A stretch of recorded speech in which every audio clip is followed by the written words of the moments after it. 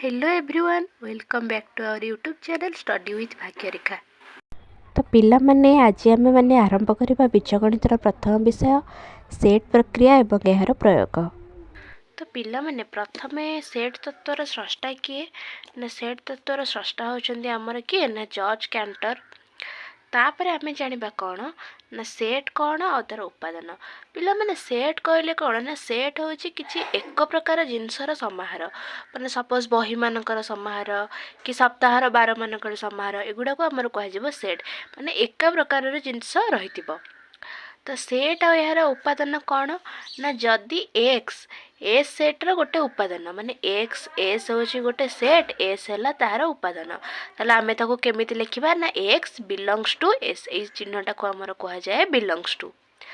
सेमती जदि x S सेट्र गोटे उपादान न हेतिबो ताले एटा केमिति लिखा जिवो ना X does not belongs to X माने ए सिंबलटा को हमर कह जाए डज नॉट बिलंग्स टू। माने पिला माने देख मुझे गोटे सेट लिखी ए सेट्र उपादान 1 2 3 4 5 जानीला। तो कौन ना ये वन वन जदि मुझे कहबी वन टा कौन ए सेट्रे अच्छी ना नहीं वन टा ए सेट्रे अच्छी ताले वन बिलंग्स टू ए। सेमती मुझे टू कहबी टू टा भी ए सेट्रे अच्छी टू सॉरी पिला माने टू बिलंग्स टू एटा हूँ ए ओके। सेमती मुझे कहबी सेभेन सेभेन नाही आमर ए सेट्रे ताले seven does not belongs to ए जानीला। तापर आमर कौन आसला ना असीम सेट। असीम सेट कौन ना जदि कौन से सेट्र उपादान गुड़ी को गोटी गोटी करी गणिले गणन प्रक्रियार परिसमाप्ति घटे नाही तेबे उक्त सेट्टी असीम सेट। माने कौन ना गोटे सेट्रे जी उपादान अच्छे आम गोटी गोटी की गणिबा जदि गणिया प्रक्रिया सरबनी अनंत पर्यंत रहिबो माने कौन ना आमर सेमती गणन प्रक्रिया चली ताले से सेट्टा को आम कौन कहबा ना असीम सेट बोली कहबा।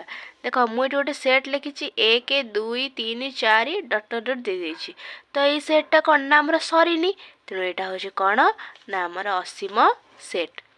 सेमती ससीम सेट कौन ना जदि कौन सेट्र उपादान गुड़ी को गोटी गोटी करी गणिले गणन प्रक्रिया परिसमाप्ति घटे तेबे उक्त सेट्टी असीम सेट।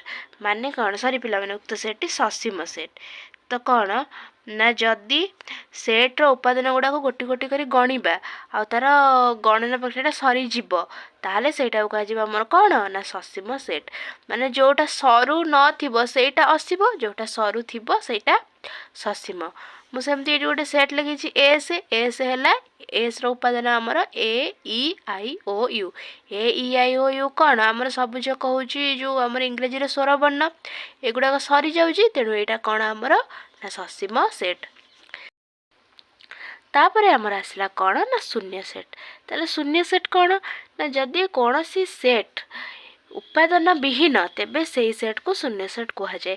माने गोटे सेट मु लिखिली धरन मु गोटे सेट लिखिली ए रे कौन से उपादान आमर नाही ताहले किसी उपादान नाही ताहले से सेट को आमर कौन कह ना शून्य सेट। तो से सेट को आमर चिन्हट करा जाए फाए द्वारा बुझीगला। तापर आमर आसला कौन ना उपसेट।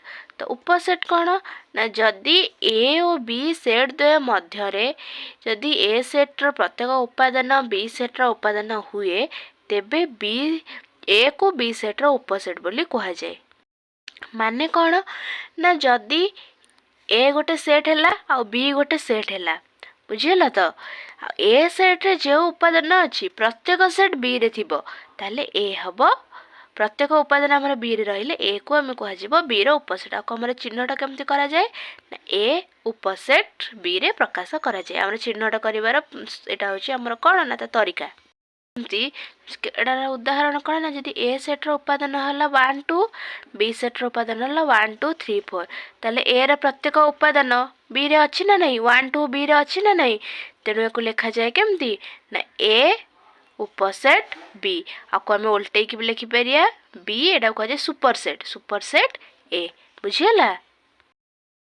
तापर आमर आसला कौन ना सेट्र प्रक्रिया। तो सेट्र केतोटी प्रक्रिया अच्छी ना गोटे है संजोग गोटे है छेद आ गोटे है अंतर। तो संजोग कौन ନା ଯଦି ଏ ଓ ବି ସେଟ୍ ଦ୍ୱୟରେ ଥିବା ସମସ୍ତ ଉପାଦାନ ଗୁଡ଼ିକୁ ନେଇ ଗଠିତ ସେଟ୍କୁ ଏ ଓ ବିର ସଂଯୋଗ କୁହାଯାଏ। ମାନେ କ'ଣ ନା ଧରଣ ମୁଁ ଲେଖିଲି ଏରେ କିଛି ଗୋଟେ ଉପାଦାନ ଲେଖିଲି, ସେମିତି ବିରେ କିଛି ଗୋଟେ ଉପାଦାନ ଲେଖିଲି, ଆଉ ଏଇଟାକୁ କୁହାଯାଏ ଆମର ଏ ୟୁନିୟନ୍ ବି। ଏଇଟା ମାନେ ଏ ୟୁନିୟନ୍ ବି ହେଉଛି, ଆକୁ ଏମିତି ଲେଖାଯାଏ। ମୁଁ ଯଦି ସେ ଉପାଦାନ ଗୁଡ଼ାକୁ ସବୁ ମିଶାଇକି ଲେଖିଦେବି ସେଇଟା ହେଇଯିବ କ'ଣ ନା ଏ ସଂଯୋଗ ବି। ମାନେ କ'ଣ ନା ଏକ୍ସ ସଚ୍ ଦ୍ୟାଟ୍, ମାନେ ଏକ୍ସ ଗୋଟେ ଉପାଦାନ ଯେଉଁଟାକି ଏରେ ବି ଥିବ ଆଉ କେଉଁଥିରେ ଥିବ ବିରେ ବି, ଏରେ ଥିବ ନହେଲେ ବିରେ ଥିବ। ମାନେ ଦେଖ ଏ ବି ସି ଲେଖିଲେ ଡି ଇ ଏଫ୍ ଜି, କିନ୍ତୁ ଏ ସଂଯୋଗ ବି ଯେତେବେଳେ ମୁଁ ଲେଖୁଛି ଆକୁ ପଢ଼ାଯାଏ ଏ ୟୁନିୟନ୍ ବି। ଏ ୟୁନିୟନ୍ ବି ଯେତେବେଳେ ମୁଁ ଲେଖୁଛି କ'ଣ ନା A B C D E F G ସବୁଯାକ ଉପାଦାନ ଲେଖିଦେଉଛି। ତ ସଂଯୋଗରେ କ'ଣ ନା ସମସ୍ତ ଉପାଦାନକୁ ଆମର ମିଶାଇକି ଲେଖାଯାଏ। ତାପରେ ଆମର ଆସିଲା କ'ଣ ନା ତାପରେ ଆସିଲା ଛେଦ। ଛେଦ କ'ଣ ନା ଏ ଓ ବି ସେଟ୍ ଦ୍ୱୟରେ ଥିବା ଉପାଦାନମାନଙ୍କର ଯେଉଁ ଉପାଦାନ ଗୁଡ଼ିକ ଉଭୟ ଏ ଓ ବିର ଉପାଦାନ ହୋଇଥିବେ ସେଇମାନଙ୍କୁ ନେଇ ଗଠିତ ସେଟ୍କୁ ଏ ଓ ବିର ଛେଦ କୁହାଯାଏ। ମାନେ କ'ଣ ନା ଏକ୍ସ ଯଦି ଗୋଟେ ଉପାଦାନ ହେଲା, ଏଇଟାକୁ ଆମର ପଢ଼ାଯାଏ ଇଣ୍ଟରସେକ୍ସନ୍। ଏଇଟା ଥିଲା ୟୁନିୟନ୍, ଏଇଟା ହେଲା ଇଣ୍ଟରସେକ୍ସନ୍। ତ ଯଦି ଆମେ କହିବା ଏ ଇଣ୍ଟରସେକ୍ସନ୍ ବି କ'ଣ ନା ଏକ୍ସ ଗୋଟେ ଉପାଦାନ ଯିଏକି ଏରେ ଥିବ ଏବଂ ବିରେ ଥିବ। ସେଥିରେ କ'ଣ ହେଉଥିଲା ଏରେ ଥିବ ନହେଲେ ବିରେ ଥିବ, କିନ୍ତୁ ଏଥିରେ ଏ ଆଉ ବି ଉଭୟରେ ରହୁଥିବ। ଯେମିତି ଉଦାହରଣରେ କ'ଣ ଲେଖିଛି ନା ଏର ଉପାଦାନ ହେଲା 1 2 3, ବିର ଉପାଦାନ ହେଲା 1 3 5।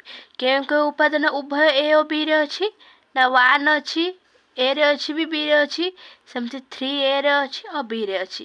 ତାହେଲେ ଏ ଇଣ୍ଟରସେକ୍ସନ୍ ବି ହେଲା 1 ଆଉ 3, ଜାଣିହେଲା। ତାପରେ ଆମର ଆସିଲା କ'ଣ ନା ଅନ୍ତର।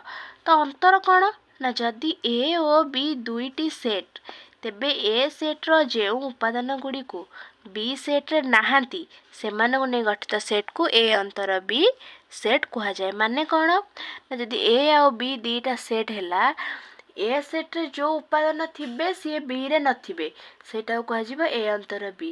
ସେମିତି ବି ସେଟ୍ରେ ଯେଉଁ ଉପାଦାନ ଥିବେ ସେ ଏରେ ନଥିବେ ସେଇଟାକୁ କୁହାଯିବ ବି ଅନ୍ତର ଏ। ମୁଁ ଏଇଠି ଲେଖିଦେଇଛି ଏ ଅନ୍ତର ବି କ'ଣ ନା ଏକ୍ସ ବିଲଙ୍ଗସ୍ ଟୁ ଏ, ମାନେ ଏକ୍ସ ଏରେ ଥିବ ଏବଂ X does not belongs to B, ମାନେ ଏକ୍ସ ବିରେ ନଥିବ। ସେମିତି ବି ଅନ୍ତର ଏ କ'ଣ ନା ଏକ୍ସ ବିଲଙ୍ଗସ୍ ଟୁ ବି, ମାନେ ବିରେ ଥିବ ଡଜ୍ ନଟ୍ ବିଲଙ୍ଗସ୍ ଟୁ ଏରେ ନଥିବ। ମୁଁ ଏଇଠି ଗୋଟେ ଉଦାହରଣ ଲେଖିଛି କ'ଣ ନା A equal to 1 2 3 4, B equal to 7 4 3 5। ତାହେଲେ ଏଇଠି କ'ଣ ହେଉଛି ନା ଏ ଅନ୍ତର ବି କ'ଣ ମାନେ ଯେଉଁ ଉପାଦାନ ଗୁଡ଼ାକ ଏ ଅନ୍ତର ବି ଦେଲା ମାନେ ଏରେ ସେଗୁଡ଼ାକ ଥିବ ବିରେ ନଥିବ। ତାହେଲେ 1 ଏରେ ଅଛି ବିରେ ନାହିଁ, ତେଣୁ ଆମେ ଲେଖିଦେବା 1। 2 ଏରେ ଅଛି କିନ୍ତୁ ବିରେ ନାହିଁ, ତେଣୁ ଆମେ ଲେଖିଦେବା 2। 3 କ'ଣ ଏରେ ଅଛି ବିରେ ବି ଅଛି, ତାହେଲେ ହେଇପାରିବନି। 4 ଏରେ ଅଛି ବିରେ ବି ଅଛି, ତାହେଲେ ହେଇପାରିବନି। ସେମିତି ଯେମିତି ଏ ଅନ୍ତର ବି ମୁଁ ଲେଖିଲି, ସେମିତି ବି ଅନ୍ତର ଏ କ'ଣ ହେବ ନା ବିରେ ଥିବ ଏରେ ନଥିବ। ତାହେଲେ 7 ବିରେ ଅଛି ଏରେ ନାହିଁ, ତେଣୁ ହେବ 7। 4 ଏରେ ଅଛି ବିରେ ଅଛି, ତାହେଲେ ହେଇପାରିବନି। 3 ଏରେ ଅଛି ବିରେ ଅଛି, ତାହେଲେ ହେଇପାରିବନି। 5 କେବଳ ବିରେ ଅଛି, ତାହେଲେ 5 ହେଲା। ମାନେ ବି ଅନ୍ତର ଏ ମାନେ ଯେଉଁଟା ପ୍ରଥମେ ଲେଖା ହେଇଥିବ ସେଇଥିରେ ଥିବ, ଯେଉଁଟା ଦ୍ୱିତୀୟରେ ଲେଖା ହେଇଥିବ ସେଥିରେ ନଥିବ, ଜାଣିହେଲା। ତାପରେ ଆସିଲା କ'ଣ ନା ଭେନ୍ ଚିତ୍ର। ଦେଖ ପିଲାମାନେ ମୁଁ ଦୁଇଟା ଏଠି ଭେନ୍ ଚିତ୍ର କରିଛି, ଏଇ ଯେଉଁ ବୃତ୍ତ ନାହିଁ କି ଏଗୁଡ଼ାକୁ କୁହାଯାଏ ଆମର ଭେନ୍ ଚିତ୍ର। ତ ମୁଁ ଏଠି ଉପାଦାନ ଲେଖିଛି। ତ ଆମକୁ ଯଦି ଗୋଟେ ଭେନ୍ ଚିତ୍ର ଦେଇକି ପଚାରିଥିବ ଏ ୟୁନିୟନ୍ ବି କେତେ ହେବ, ତାହେଲେ ଏ ୟୁନିୟନ୍ ବି କ'ଣ ନା ଯେତେକ ଉପାଦାନ ଦେଇଛି ତୁମେମାନେ ସବୁଯାକ ଉପାଦାନ ଲେଖିଦେବ। ମାନେ କ'ଣ ନା 1 ହେଲା, ତାପରେ 2 3 4 ଆଉ 5 6।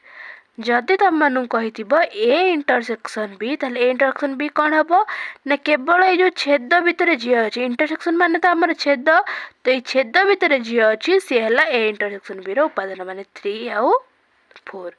ଯଦି ଆମକୁ କହିଥିବ କେବଳ ଏରେ କେଉଁ ଉପାଦାନ ଅଛି ନା କେବଳ ଏ ହେଲା ଏଇ ବୃତ୍ତ, ତାହେଲେ କିଏ ନା 1 2 3 4, 1 2 3 4। ଯଦି ତୁମମାନଙ୍କୁ କହିଥିବ କି ବିରେ କ'ଣ ଉପାଦାନ ଅଛି, ତାହେଲେ ବି କେତେ ନା 3 4 5 6, ମାନେ କେବଳ ଏଇ ବୃତ୍ତ 3 4 5 6। जदि तुमମାନଙ୍କୁ ପଚାରିଥିବ ଏ ଅନ୍ତର b କେତେ, ଏ ଅନ୍ତର b ମାନେ a ରେ ଥିବ b ରେ ନଥିବ, ତାହେଲେ କେବଳ 1 2 ମାନେ ଏଇ ସାଇଡ଼୍ରେ ଯିଏ ଥିବ ଏତିକିକୁ ନେଇକି ଯେଉଁ ବୃତ୍ତଟା ହେଇଥିବ, ଯେଉଁ ଚିତ୍ରଟା ଆମର ହେଇଥିବ 1 2 b ଅନ୍ତର a କେତେ ନା b ରେ ଥିବ a ରେ ନଥିବ, ତାହେଲେ ଏତିକି ଏଇଟାକୁ ନେଇ ଯାହା ହେଇଥିବ 5 6 ବୁଝିହେଲା। ତ ପିଲାମାନେ ତମେମାନେ ଭିଡ଼ିଓଟାକୁ ଭଲସେ ରିଭାଇଜ୍ କରିନେବ। ଦେନ୍ କ'ଣ କରିବ ନା ଭିଡ଼ିଓକୁ ପଜ୍ କରି ନୋଟ୍ ଲେଖିନେବ। ନେକ୍ସଟ କ୍ଲାସ୍ରେ ଆମେ ଅନୁଶୀଳନୀ ଆଲୋଚନା କରିବା।